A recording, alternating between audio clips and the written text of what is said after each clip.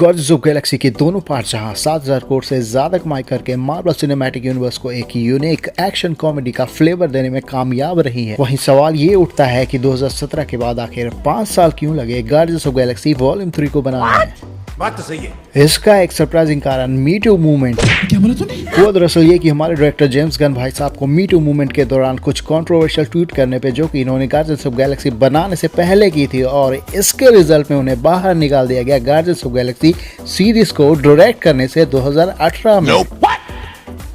पर जब मार्वल को लगा कि जोश जोश में आके इन्होंने अपने ही पैरों पे कुल्हाड़ी मार ली है, तब जाके इन्होंने 2019 में जेम्स गन की मार्वल में घर वापसी कराई। अब आए ना लाइन पे। और नई गार्डियंस ऑफ गैलेक्सी की तैयारी में पूरी तरह लगा दिया। जेम्स गन ने गार्डियंस ऑफ गैलेक्सी वॉल्यूम 2 में एक ऐसा काम कर दिया जो शायद इम्पॉसिबल था। अच्छा, ये काम था स्टार लॉर्ड के पिता का रोल निभाने वाले ईगो को वॉल्यूम 2 में शामिल करने का। अच्छा, यही तो वो टर्निंग पॉइंट था जो वॉल्यूम 2 के साथ साथ स्टार लॉर्ड को एक सुपर स्पेशल अवेंजर बनाता है। क्या मार चौध रहा है सच्ची में? वैसे ये तो सिनेमैटिक दुनिया का नेपोटिज्म हुआ ना।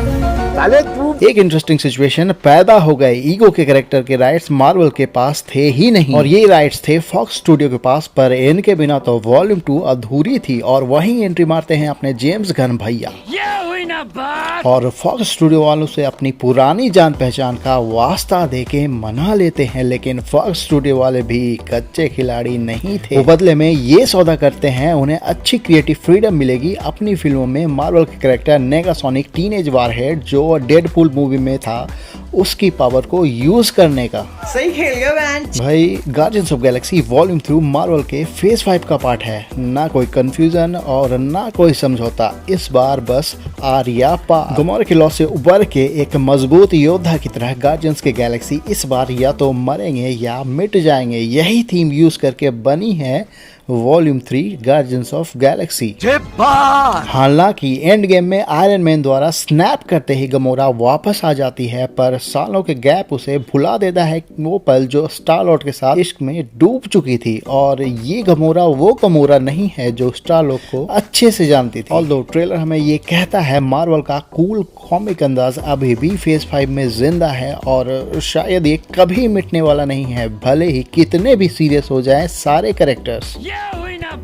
लेकिन भाई लोग वॉल्यूम 3 को और स्पेशल बनाने के लिए हॉलीडे स्पेशल जरूर देख लेना, जो आपको डिज्नी प्लस हॉटस्टार पे मिलेगी। इस मूवी में आखिरकार पर्दा उठने ही वाला है रॉकेट के बैकग्राउंड, और क्या स्ट्रगल देखी है रॉकेट भाई साहब ने अपनी लाइफ में, और इस बात की झलक हमें ट्रेलर में भी दिखाई देती है जब मैंटिस सभी गार्जियंस को अपने बैकग्राउंड ना भूलने का ज्ञान पेल रही। मैंटिस की माइंड रीडिंग पावर तक तो ठीक था, पर ये तो अब खुद को किसी ज्ञानी बाबा जैसा ट्रीट करने लगी है। साथ साथ मूवी में ड्रैक्स की बचकाने हरकतों वाली कूल करतूत को भी रिटेन किया है, और ट्रेलर में हम इसका एग्जाम्पल देखते हैं जब ड्रैक्स स्टार लॉर्ड के खून की नदियां बहाने को मना करने पे अपनी ईगो को सेटिस्फाई करने के लिए हिंसा की बात पे अड़ा हुआ है। जहां दूसरी तरफ स्टार लॉर्ड नो हिंसा का पार्ट वैसे ही पढ़ा रहा है जैसे वो वॉल्यूम 1 और वॉल्यूम 2 में पढ़ाया करता था, और हद तो तब हो गए जब इसी एटीट्यूड की बदौलत मरते मरते बचा जब उसके पप्पा जी यानी ईगो ने उसे बैटरी बना डाला। शुक्र हो रॉकेट एंड बाकी गार्जियंस टीम का, जिन्होंने सिचुएशन की नजाकत को समझ के समझदारी के साथ पूरा समझौता करके ईगो के महल पे आक्रमण कर डाला, और फाइनली स्टार लॉर्ड को मोटिवेट किया सके ही बाप को दो हाथ करने का, जो कि इस सिचुएशन में बिल्कुल जस्टिफाइड था। भाई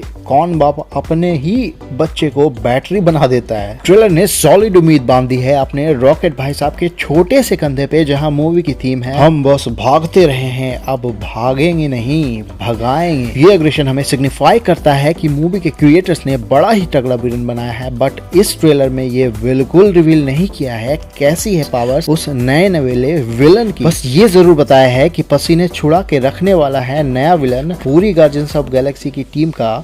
और बात यहाँ खत्म नहीं होती है। ट्रेलर में रॉकेट भाई साहब मरने मारने की बात तो कर ही रहे हैं, वो ये भी बोल रहे हैं कि ये उड़ान आखिरी होने वाली है। तो क्या रॉकेट भाई साहब को इस बार अलविदा करने वाले हैं अपने जेम्स गन भैया? भाई इतनी नाइंसाफी तो नहीं चलेगी। आखिर रॉकेट और स्टार लॉर्ड जय वीरू की तरह, बट जैसे जय को मरना पड़ा था शोले में, और तभी जाके शोले उन ऊंचाइयों तक पहुंच पाई थी जहां तक आज कोई बॉलीवुड फिल्म नहीं पहुंच पाई है। ऑब्वियसली पैसा नहीं, पॉपुलैरिटी में। क्या रॉकेट की कुर्बानी भी जाया नहीं जाएगी? देखते हैं। वॉल्यूम 3 में विलन बने हैं एडम वॉरलॉक, जो एक अनोखा मार्वल कैरेक्टर है जिसे बनाया था कुछ रिसर्चर्स ने, जो एक परफेक्ट इंसान बनना चाहते थे, जो इंसानों का भविष्य और काफी एडवांस भी है। पर जब वो बनाया जाता है तब उसे बस खुद का ही आभास होता है, अंग्रेजी में बोले तो सेल्फ रियलाइजेशन, और दुनिया की समझ पूरी तरह कच्ची होती है और ऐसा लगता है जैसे उसे क्रिएटर्स उसे बुरे कामों में यूज करना चाहते हैं और इन भाई साहब की प्रोग्रामिंग का क्रिएशन का मकसद ही सदमे में आ जाता है। नतीजतन एडम वॉरलॉक सारे बंधन तोड़ के भाग जाता है खुद की तलाश में, पर जीवन का कोई भी अनुभव ना होने के कारण वो अपनी पावर्स का गलत इस्तेमाल करने लगता है और खुद एक विलन बन जाता है। वो तब जब वो थॉर की चाइल्डहुड क्रश लेडी सिप को किडनैप ही कर लेता है, वो भी उसे